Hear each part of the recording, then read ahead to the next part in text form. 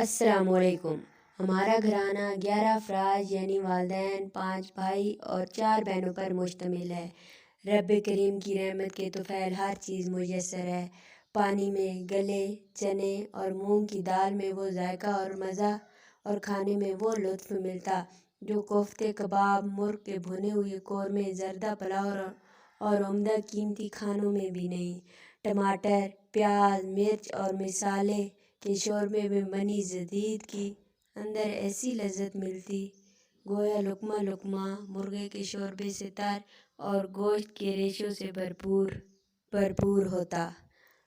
बड़े थाल में 10 रोटियां तोड़कर मज़कूर शोरबे में सरीद बनाते हैं, फिर उसे वस्त दस्तरखान में रखकर खाना शुरू करते हैं।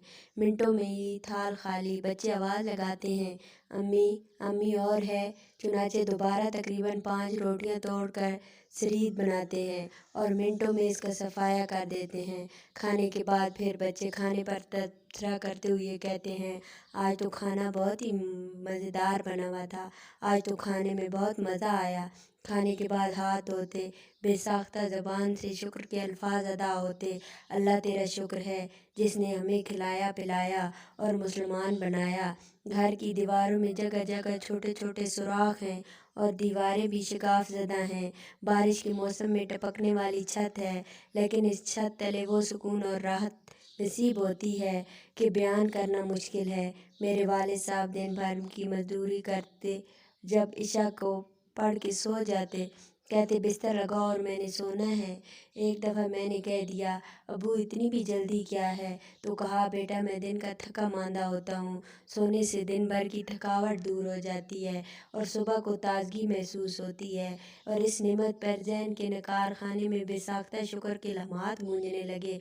तमाम तारीफ़ें अल्लाह के लिए हैं जिसने हमें मौत के बाद दोबारा ज़िंदा किया और बेशक हमने इसी की तरफ लौट के जाना है। क़ारीन कराम में मज़कूर अहवाल बयान करना मकसद है, बल्कि ये बयान करना है कि इस फ़कीरी में भी ये मज़े और राहतें आखिर कैसे नसीब होती हैं। दुनिया कहती है कि ये फ़ुक़रा ग़ुरबा चैन व सुकून और सुख को जानते तक नहीं और समझते तक नहीं, हालांकि इन लोगों की ज़िंदगी दुख गम से भरी और काबिल रहम है। मालदार जो होते हैं इनकी ज़िंदगी खुद माल असबाब और जायदाद, गुना और मौसीकी के आलात, टीवी, वीसीआर, एयर कंडीशनर कमरों, फलक बोस ऊंचे फ्लैटों और इमारतों में सुकून के मुतलाशी रहते हैं। लगते तो ऐसे हैं कि बड़ी राहत की ज़िंदगी बसर कर रहे हैं, लेकिन हकीकत ज़ाहिर के बिल्कुल मुखालिफ बड़ी ही कठिन ज़िंदगी बसर कर रहे हैं। बिस्तर पर लेटते हैं तो अचानक खौफ दामनगीर होता है और कुत्तों और चौकीदारों को चौकस करके बिस्तर पर आते हैं और करवटें बदलते रहते हैं, गोया किसी अंगारे पर सुलग रहे हों। और बाज़ तो रात भर टीवी और वीसीआर के सामने गुजारते हैं और सुबह के करीब जब अंधेरे छट जाते हैं और वहमी खतरात के इम्कानात कम हो जाते हैं तो सोते हैं। मैंने खुद अपनी आँखों से लोगों को रोते हुए और शिकायत करते हुए देखा है, मौलवी साहब आखिर ऐसा क्यों होता है? अल्लाह ताला ने सब कुछ दे रखा है लेकिन रोते चले जा रहे हैं। खुदारा मौलवी साहब आप कुछ करें, वरना मैं तो खुदकुशी करके मर जाऊंगा। मौलवी साहब कहीं ये जन्नात का असर तो नहीं, या किसी ने ज़िद में आकर हमारे खिलाफ तावीज़ तो नहीं कर दे। ये सब दुनियादारी, गुनाहों और हराम माल की नहुसत है, जबकि हम फ़कीरी में भी हम राहत से हैं। मेहनत मजदूरी से कमाई हुई हलाल रोज़ी की बरकत और समरात हैं, क्योंकि हलाल रोज़ी कमाना इस्लामी फरीज़ा और इबादत है। रहमतुल लिल आलमीन का इरशाद है, हलाल रोज़ी भी दीगर इबादत की तरह एक इबादत और फरीज़ा है। और ज़ाहिर है कि जितनी भी इबादत हैं इनमें बारी बारी अल्लाह ताला ने खैर व बरकत रखी है। फिर मेहनत मजदूरी और खून के पसीने से कमाई हुई हलाल और पाकीज़ा रोज़ी के बरकत समरात अला नूर। एक सहाबी के दिन भर मजदूरी करने की वजह से हाथ में छाले पड़ जाते हैं।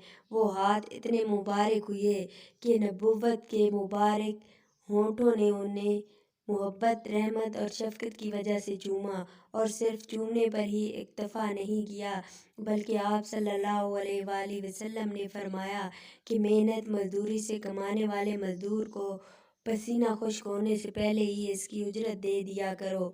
میرے بھائی اور والد صاحب جب شام کو گھر آتے اور ہاتھ ملا کر سلام کرتے تو ان کے ہاتھ بلاک اٹھانے کی وجہ سے اور ہتھوڑا بیلچہ وغیرہ چلانے سے انتہائی سخت ہو چکے ہوتے۔